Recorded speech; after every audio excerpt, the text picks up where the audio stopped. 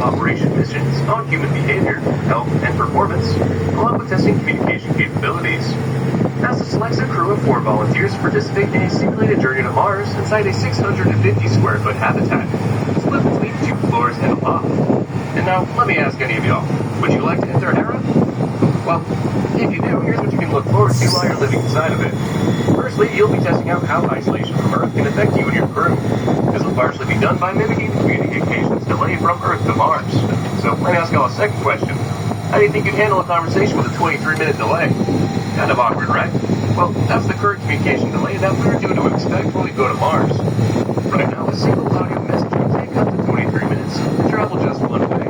Imagine almost an hour per second back-and-forth conversation. By simulating these challenges, Hera helps NASA prepare for the realities of long-duration space missions, ensuring that future crews are ready for the isolation and delays they'll face on their journey to Mars. If you look to our right, you'll see Building 9, which is another example of a facility ensuring NASA prepare for missions to the Moon, Mars, and beyond. Space Vehicle Mock-Up Facility, also known as the Astronaut Training Facility, welcome astronauts from around the world and across various organizations to come here to prepare for their missions in space. Astronauts train with a variety of different mock-ups that simulate the different spacecraft and equipment they will encounter on their missions. In fact, this is an active training facility, so as they drive by, pay attention to the parking lot. You may even see Reed Wiseman or Christina Cook training for one of their upcoming missions.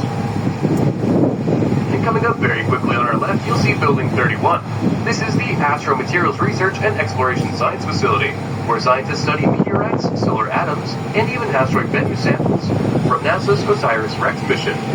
It is also home to the Lunar Sample Laboratory, where 75% of lunar materials brought back by the Apollo missions are stored. The studies done here not only drive new breakthroughs in science, but also train the next generation of researchers. 3 generations so far, with the 4th hard at work here at JSC. And as we take this turn, keep your eyes to the right-hand side of the tram. You'll be able to see an astronaut mural painted on one of those far walls. This is the Crew Integration Laboratory. Inside of this building, NASA has human-rated vacuum chambers that test our astronaut spacesuits. This means that we can test our astronaut spacesuits while someone's wearing them. And a cute little feature towards the bottom of that wall, it looked like that little orange beacon was off, but while it's on, it means there's at least one person working on the spacesuits inside. And if you keep looking to the right, you'll see Building 29. If you look at the center of the building a little towards the top, you might notice its distinctive circular structure. Originally, this was the Flight Acceleration Facility, basically a fancy name for a centrifuge used by the astronauts. They would train in the centrifuge to experience the intense G-forces encountered during spaceflight. Coming up right next to Building 29 will be Building 5, the Jacob Garner Simulation and Training Facility. And as the name suggests, the building is where astronauts train using high-fidelity simulators preparing them for challenges of spaceflight. The standout feature here is the T-38 trainer, which helps astronauts learn to fly their T-38 Talon jets.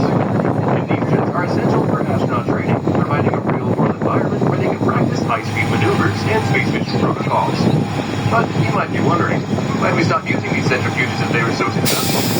Well, the answer is that astronauts need to log flight hours piloting their T-38 jets, which can withstand up to 7 Gs, offering the same physical forces our centrifuge provides. The training not only prepares astronauts